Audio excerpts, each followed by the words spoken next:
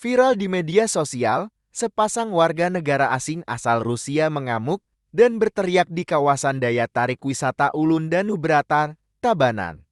Di video yang diunggah di Instagram, bule berkepala plontos menggunakan ulter panjang motif bunga-bunga terlihat menari di pinggir jalan raya.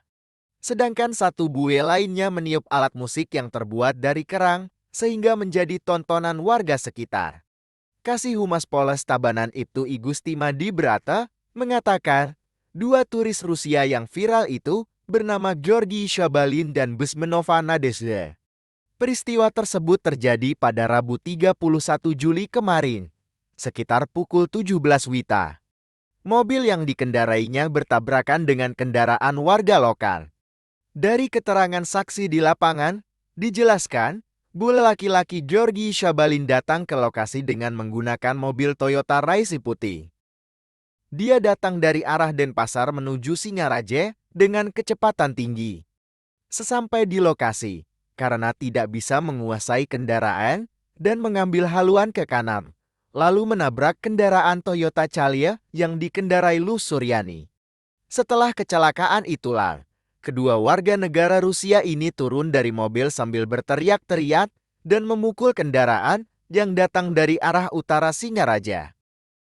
Mereka akhirnya diamankan oleh warga setempat dan sopir. Namun warga negara asing tersebut memukul salah satu warga masyarakat yang hendak mengamankan mereka.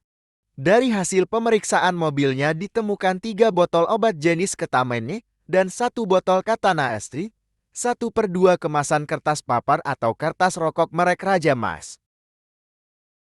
Selain itu, di dalam kantong tas beluduh milik WNA Rusia itu juga ditemukan 13 botol rape, 2 buah tas, peralatan kosmetik, uang mainan dalam bentuk dolar Rusia, 15 buah kepingan Bitcoin. Dia dan rekannya Georgi Shabalin mengaku sudah tidak tidur dan tidak makan selama 3 hari. Sementara itu, Georgi Shabalin tidak bisa melakukan komunikasi karena masih linglung dan kondisinya muntah darah.